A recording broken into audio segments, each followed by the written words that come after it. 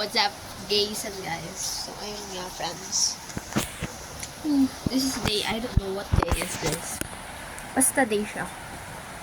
So, this is day blank of posting until I become Aniska. So, ayun. Ayun. Hindi ko pumapasa yung letter ko para makakuha tayo ng grades. Kasi, ilang araw nang suspended, guys. As in. So, itong August talaga, ulanin siya. Kahit walang bagyo. Yeah. It's raining non-stop dito sa Luzon. Sa Bulacan. Yeah, lubog na kahit wala pang bagyo. It's habagat lang. Yeah, so, ayun nga. Kaya, ayun, puro suspension. Suspended din by tomorrow. Ayun nga, wala kaming pasok nun. So, anong gamit mo, diba? Eh, di wala. So, ano pa ba? Ayun. Eh, di hindi natuloy yung PE namin kasi suspended ng Friday. That's why, ayun, ang dami talaga. Tapos yung exam namin malapit na ulit. Finals na ng 4th round na. Bilis. As in, friend. Wow.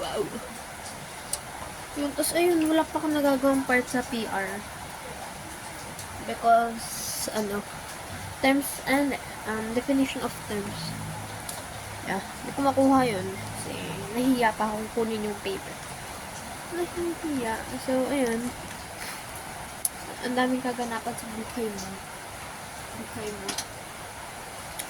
Tapos, tigil-tigilan yung ang daming nag-reviews ba? So, stop it. Ito ay kahihiyan ko. Digital kahihiyan ko. Diba? So, ano ba? Wow. Nahihilo na talaga ako.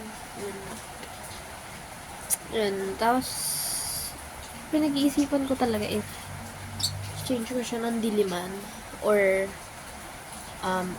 Diliman or LB. Kasi if ever na mag-change pa nung mind ko na pumasok ng college sa UP. Uy! Nahulog Ayan. So, I'm thinking, like, if ever, UPD. Pero I think wala naman talagang chance mag-UPD. Yeah, low chance. Malabo.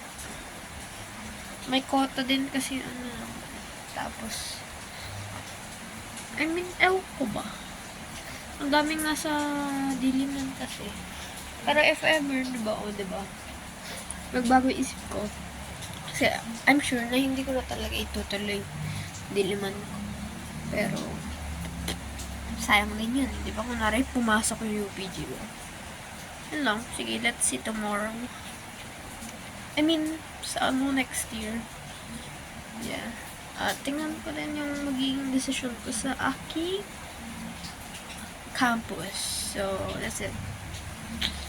Yun lang. This is day, I don't know, 91? 81.